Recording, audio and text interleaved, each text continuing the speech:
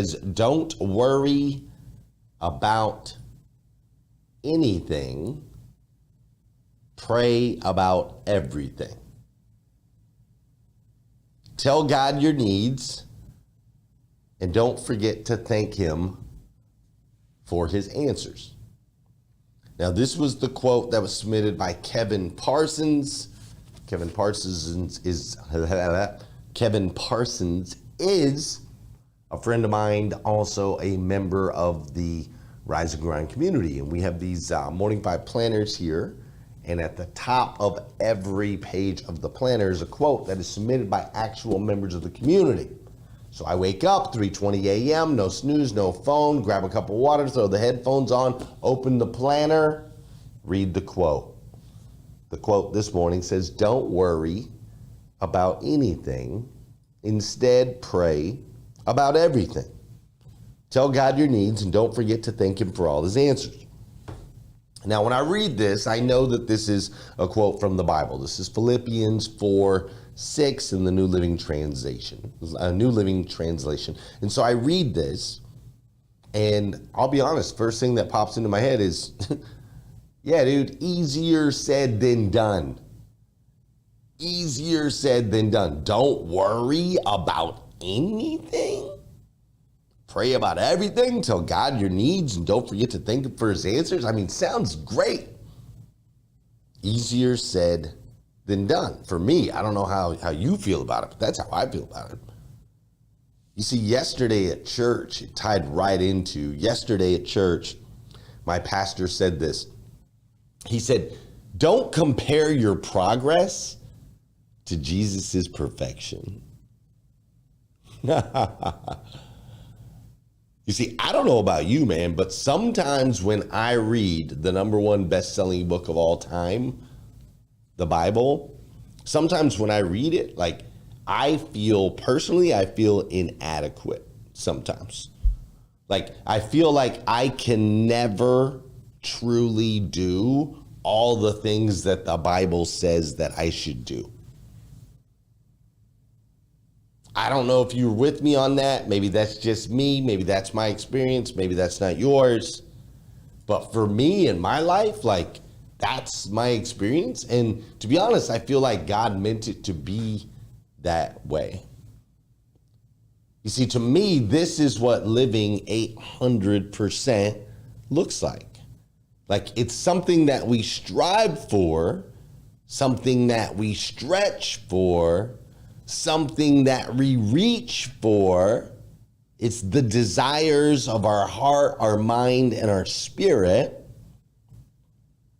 And the achievement of these things is not in crossing the finish line, but in who we become along the way.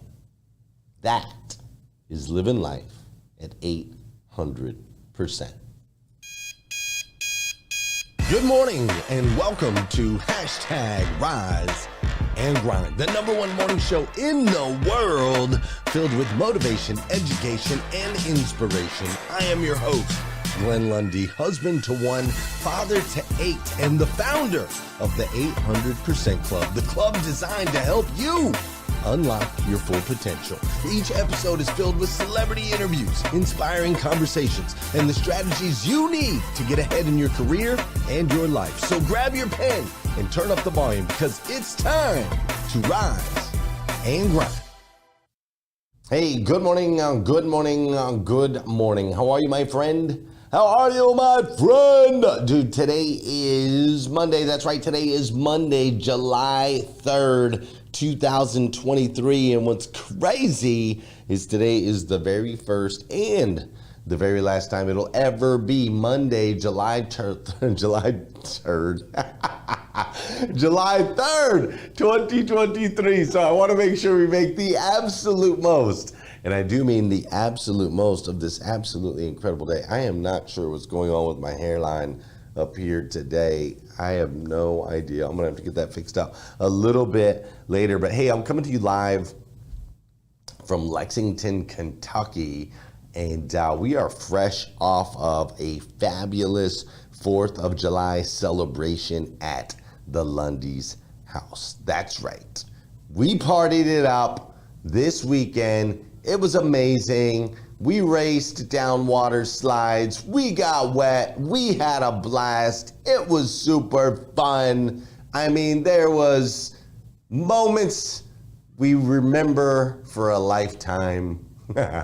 There was lots and lots of food. The food was amazing. We always do potluck style, and then we provide like the meat and everybody else brings all the sides. And so there was like tons and tons of food. We had tons of friends and family members. All in all, there's about 180 people that came through the house for the 4th of July festivities, which was amazing. Of course, more fun. We had 3 different bouncy houses that were there for all the kids. There was about 70 kids out there playing, which was amazing. They were just out there all day. And then, of course, there was fireworks. And yes, I am a little obsessed when it comes to fireworks. I like to spend a lot of money on fireworks, and I like to put on an amazing and incredible show that people will remember. And then, of course, they'll want to come back the following year, right? And so food, friends, family, fireworks, it literally was a blast, right? Pun intended. It literally was a blast. And the weather was perfect. And when I say perfect, I mean it was pouring all morning. Pouring rain all morning, which I wanted it to pour rain all morning, because when it's wet outside, I don't have to worry about catching trees on fire with my fireworks. So it was pouring rain all morning. Of course, that pouring rain stopped right at 2 o'clock. It heated up. Is that the right word? It began to heat up, right?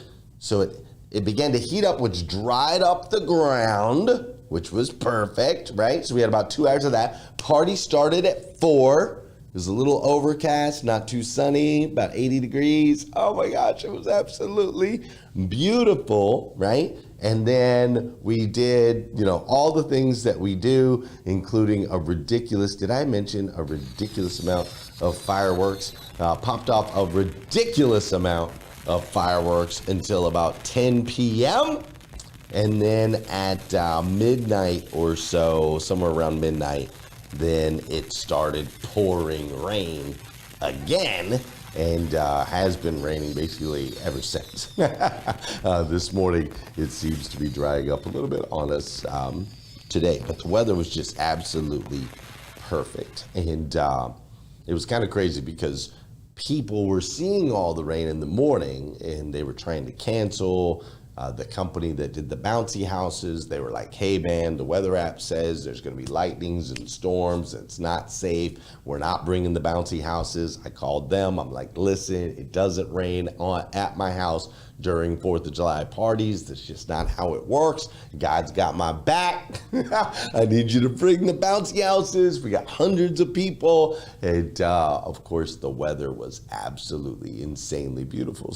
So incredibly grateful that God parted the skies and created an opportunity for us to create some lifelong memories. I mean, it was totally awesome, dude. TM Hyman, my guy TM, he came through. We got to spend a couple days together, which was amazing. My best friend, James Sims, him and his family came from Arizona to spend a few days with us. And then, of course, shout out to Tyler Hamilton. My guy Tyler, him and his family came down from Ohio, which was amazing. And not only did they enjoy the 4th of July celebration with us, which I was grateful for, but he went out with me at 6:15, right at sunrise, the next day, after partying it up for the 4th of July on Saturday. On Sunday, he went with me right at sunrise, 6:15 a.m., and me and this guy ran 14 miles. That's right, 14 miles, average pace, 10 minutes, 9 seconds per mile. Total moving time, 2 hours, 22 minutes, and 11 seconds. Elevation gain, 473 feet. Max elevation, 964 feet. We did 14 miles, and it rained on us the entire time. When we started the race, it looked like, or the race, when we started the workout, it looked like it was gonna rain a little bit, and then about half a mile in, it started raining, and it literally rained the entire 2 hours and 22 minutes. But luckily for me, my guy Tyler Hamilton was right there with me, step by step, to run 14 stinking miles. You know what that means? Do you know what that means?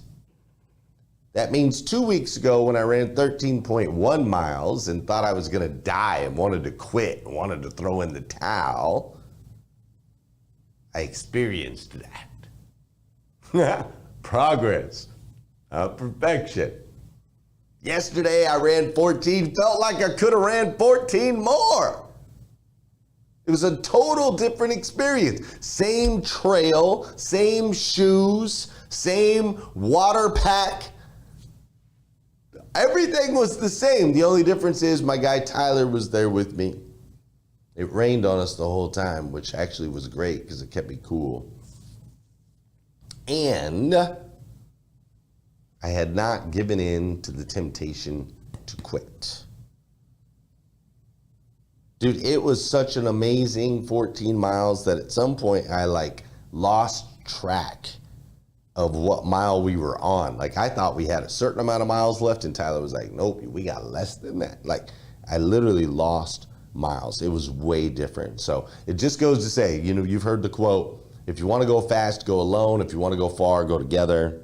Shout out to my guy Tyler for making my experience with running yesterday a much better experience. So listen, great start to July, right? My favorite holiday weekend. I was born in December, but you would think I was born on the 4th of July because I just absolutely stinking love it.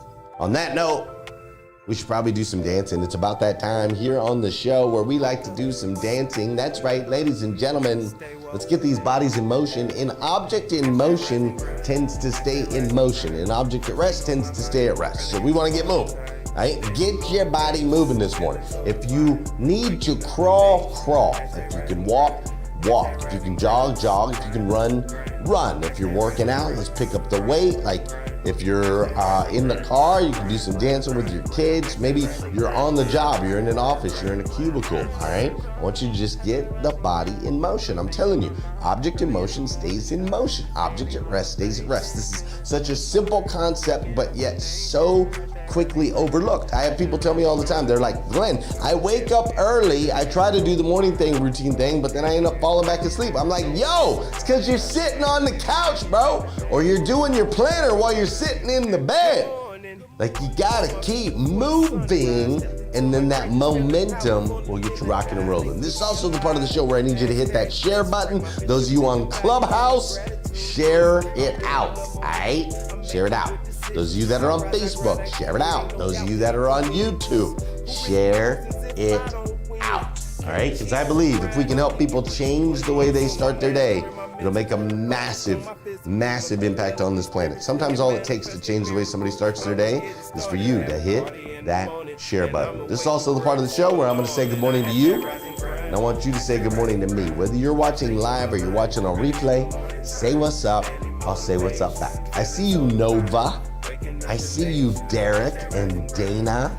What's up, Annette? I'm glad you're here. Mignon is in the building. April and Patricia, thanks for being here. Veronica is in the building as well. You know what I need to do? This is what I'm gonna do. Yeah, in the future, I'm gonna change this. I'm gonna change to where my iPad that's on Clubhouse is over here, so that when I'm saying good morning to the Clubhouse people, my face will be facing a camera instead of you guys seeing the back of my head when I'm over here. It makes no sense, right? Silly, silly little thing. All right, good morning, Dahlia and Aviana. What's up, Lyndon? I'm glad you're here. How you doing, Jasmine and Doctor and Tamika and Justin? I see Cortland and Letitia are in the building. Paul and Candace, thanks for being here.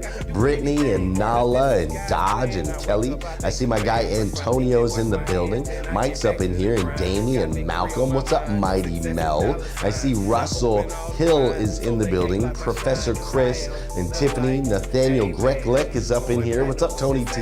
Natasha and Kim and Texas, Miranda and Tosh and Peter. And there's a lot of Peters and Allens up in here. And Dr. Heidi and Sharon and Andy and Sankey and Ramona. Thanks for being here. Babs Alexander, I'm glad you're here. Tom Popelka, thanks for joining. Melvin Rodriguez, you guys are all amazing. Rich Pintrick, I believe I see Heather Parody. My co-host is in the building. Michael Barrick is up in here as well. Bella Rigby, glad you're here. Thanks for being here. What did I do? There it is. Okay, boom. Marilyn Wilkins in the building. You know, I don't see Scott and I don't see Liza. I wonder what they're doing this week. I wonder if they have something special. I need to reach out to them. All right, cool. Thanks for being here with me this morning. Ladies and gentlemen, we are going to dive into a new series this week, and I'm super excited about it. And so we're going to dive right in. Before we do, though, I do want to remind all of you,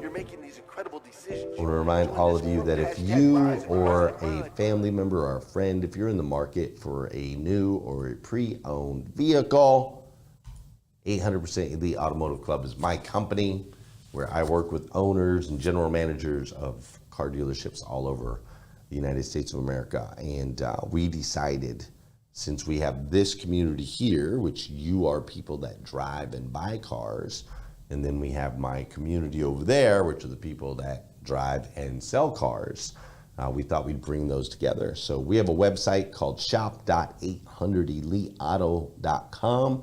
That's shop.800eliteauto.com, shop.800eliteauto.com, and it basically brings together all of my dealers, all the clients, all of my friends and associates that I work with in the car business, brings them all together in one website where you can shop vehicles all over the United States of America, and you now have a friend in the car business. So all you gotta do is be like, hey, I came from the Rise and Grind show.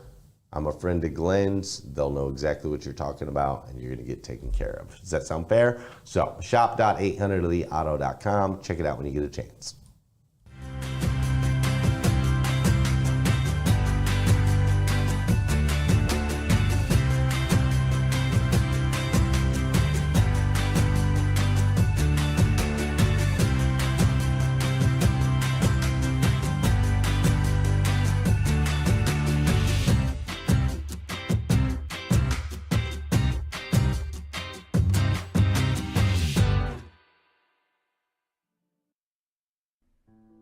The American Dream.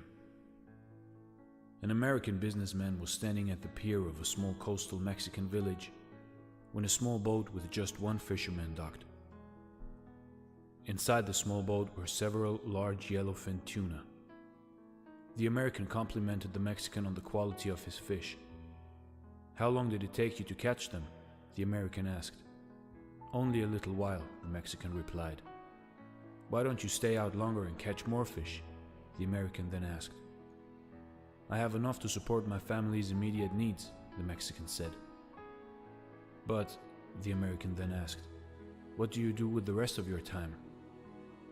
The Mexican fisherman said, "I sleep late, fish a little, play with my children, take a siesta with my wife, Maria, stroll into the village each evening where I sip wine and play guitar with my amigos. I have a full and busy life, senor." The American scoffed. "I'm a Harvard MBA and could help you. You should spend more time fishing, and with the proceeds you could buy a bigger boat, and with the proceeds from the bigger boat you could buy several boats. Eventually you would have a fleet of fishing boats. Instead of selling your catch to a middleman, you would sell directly to the consumers, eventually opening your own can factory. You would control the product, processing and distribution. You would need to leave the small coastal fishing village and move to Mexico City, then LA, and eventually New York City, where you will run your expanding enterprise. The Mexican fisherman asked, "But senor, how long will this all take?" To which the American replied, 15 to 20 years. "But what then, senor?" The American laughed and said, "That's the best part. When the time is right, you would announce an IPO, an initial public offering, and sell your company's stock to the public and become very rich. You would make millions." "Millions, senor? Then what?" The American said slowly, "Then you would retire, move to a small coastal fishing village where you would sleep late, fish a little, play with your kids, take a siesta with your wife, stroll to the village in the evenings where you could sip wine and play your guitar with your amigos." And the moral of the story is, don't go out and spend all your life trying to become a multimillionaire. You can't take all that money to your grave. Spend time with your loved ones. Spend time with the things you love doing. And spend time enjoying the little things in life, the small moments, because that is what life is all about. Thanks for watching, and stay blessed. So check it out. Back in 1776, I guess it was, somewhere right around there. 1776, basically like a bunch of old, bunch of old white dudes, man. They probably weren't old at the time, but on 1776, July 4th, 1776, the Congress had voted in favor of independence from Great Britain, right? And so they drew up this document, and on this happened on July 2nd. They voted in favor of independence from Great Britain on July 2nd, but they didn't actually complete the process of revising the Declaration of Independence, originally drafted by Thomas Jefferson, with fellow committee members John Adams and Benjamin Franklin, all about the Benjamins, right? They didn't actually do that until 2 days later.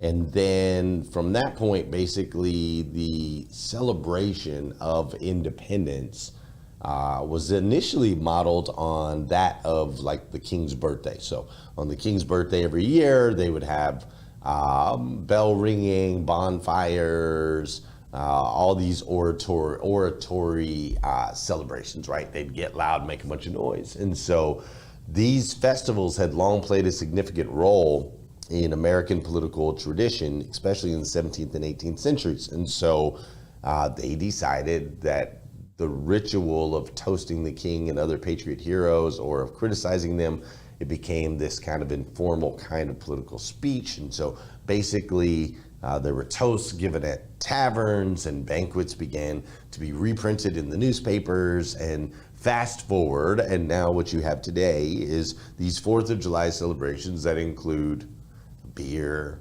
food, noises, celebrations, right? Like, that's the history of the 4th of July, and that's why we do fireworks and picnics and so on and so forth. And that's the full-on 1776 history. I have a little history with the 4th of July myself. So when we were a kid, we grew up in Flagstaff, Arizona. We grew up in these apartment complexes, not low income, but my parents were like lower middle class. And so we grew up in these apartments, and the way Flagstaff, Arizona is set up, there's Route 66, and Route 66 separates kind of the rich neighborhood from the not so rich neighborhood, for lack of a better words, right?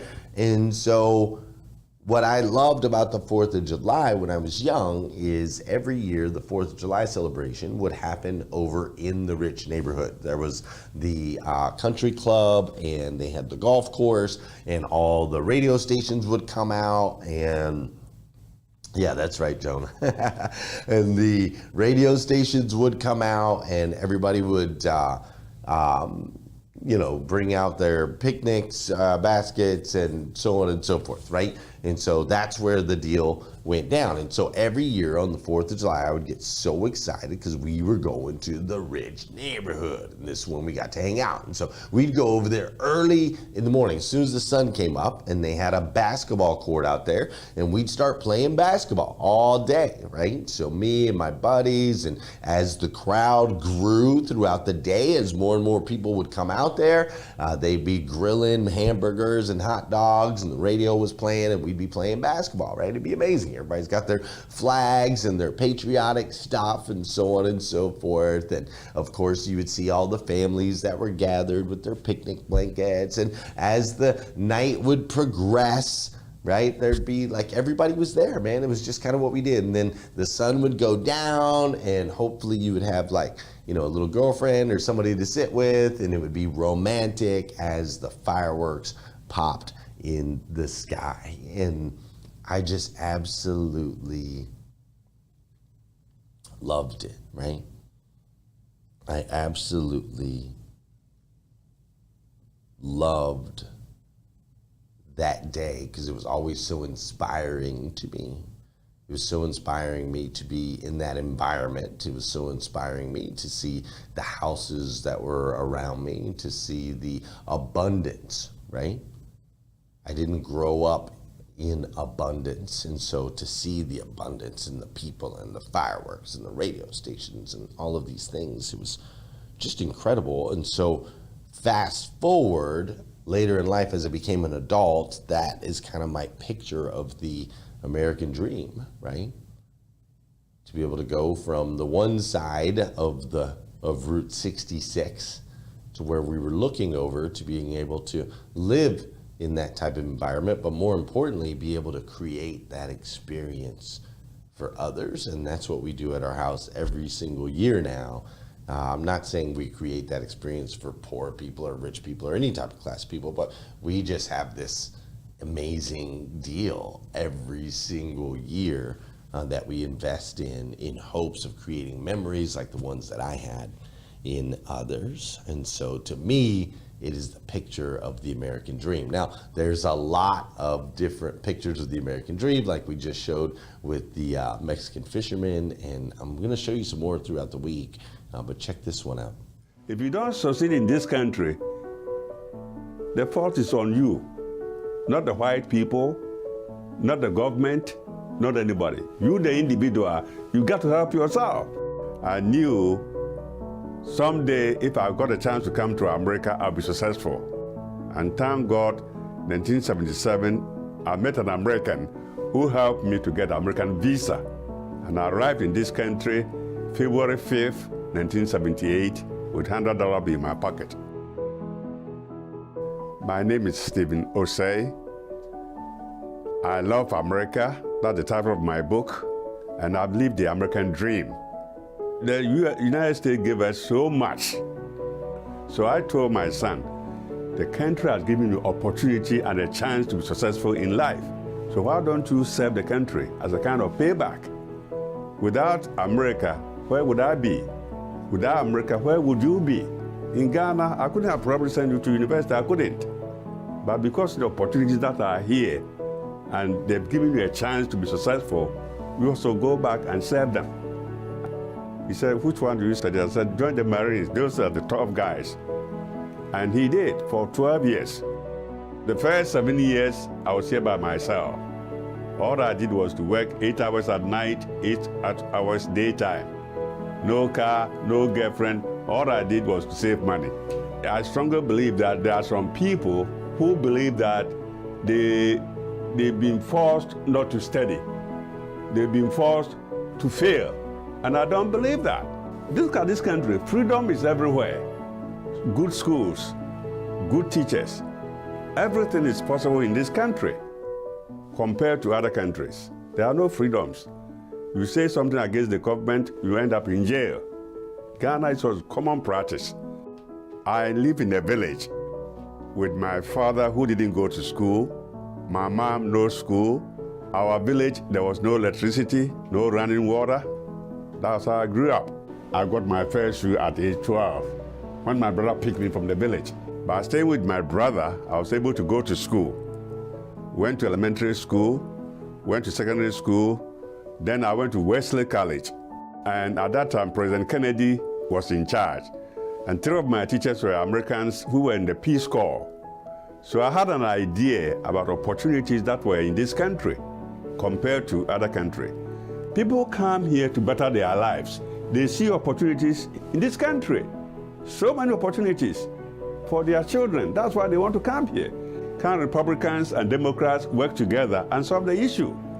So if I were to give Congress advice, I'd say, look here, give the president, say $5 billion to build a wall, whatever he wants, and let those DACA students stay here. Let them become citizens of this country. They are well educated. Some are serving the military. Why do you want to send these people back? What are they going to do? I have a wife, 4 kids, 7 grandkids, and 1 is on the way. 3 of my kids I brought from Ghana. All of them finished university. They all finished their masters. So all my 3 kids are very successful. So I'm very grateful to this great country. So the fact that you are born poor doesn't mean you should grow up to be poor. You don't have to. Look at my story, read my book, and you will see step by step approach to being successful in life. Stay in school, study hard, listen to your teachers, avoid bad groups. And I give thanks to God that I made it from that humble beginning all the way to owning a Mercedes.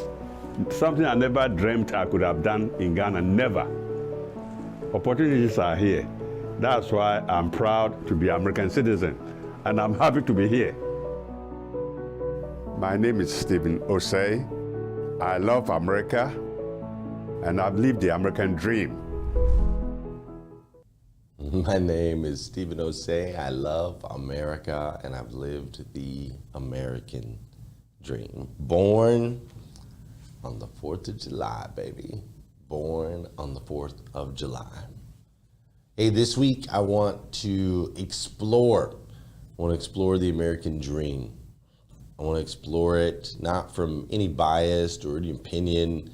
My hope is, as you see, we can go from a Mexican fisherman who appreciates playing with his kids and siestas with his wife to a businessman from Ghana who worked tirelessly, no girlfriend, no life outside, to create an environment for his kids where they would be safe and they would have the opportunity to be successful. And I want to continue this journey this week. I think it's just an incredible opportunity because here's really what it comes down to. There's a guy named Ross Dawson. I've talked about him on the show before. Ross Dawson is the greatest futurist of our time. Ross Dawson says that we are going to evolve. Humanity is going to evolve 2,000 years in the next 100 years when it comes to the world of technology. If you do the backwards math on that, that means that we're going to evolve 100 years in the next 5. So what does that mean? Well, that means that you're in a free country and there are no limits to what you can build. Absolutely no cap. You can start where you are, wherever that is, whether that's at 0, whether that's in the 10,000s, the 100,000s, the millions. Maybe it's not even a financial thing for you. You can start where you are and simply ask the question, what do you want to build? Not when do you want to build, not how are you going to build, but what do you want to build? Because in this country, you're free to do so. So I know we have viewers outside of America, and I can't speak to that experience. I haven't lived it. The only experience I've had is here in what I believe is the great country of the United States of America. So for those of you that also are here in this space, I am speaking directly to you. You are free to build in whatever way, whatever it is you want to build. Congratulations. Congratulations. Ladies and gentlemen, that's our show for today. I'll be back tomorrow morning, 5:30 a.m. We'll do it all over again. I'm going to head over to Clubhouse. We can have a discussion over there. If you would like, you can come join us.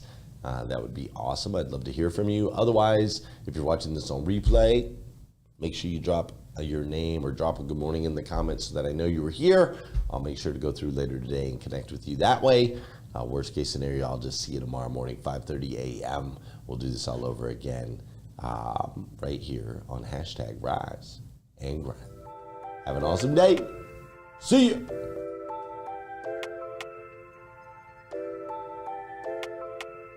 Wake up, wake up, wake up, wake up. Stay woke, stay woke, stay woke, stay woke. Hashtag rise and grind, hashtag rise and grind. First thing on my mind, early in the morning time. Daily motivation, feeling so divine. Waking up the nation, hashtag rise and grind. Hashtag rise and grind, grind, grind. Hashtag rise and grind, grind, grind. Hashtag rise and grind, grind, grind. Hashtag rise and grind, grind, grind. Hashtag rise and grind. First thing on my mind, early in the morning time. Daily motivation, feeling so divine. Waking up the nation, hashtag rise and grind. Hashtag rise and grind. Don't stop, get it. Hashtag rise and grind. Don't stop, get it. Waking up the nation, hashtag rise and grind. Waking up the nation, hashtag rise and grind. Good morning. On my feet before the sunrise. Stepped into my greatness, feeling powerful and energized. Thankful to be alive. Hashtag blessed. Write my mission, vision, values, and my gratitude list. I'm building up momentum. I'm making good decisions. I rise, I grind, I get it. Ain't no doubt that I'm committed. Cause who really loses if I don't win? Can't cheat the grind, only get what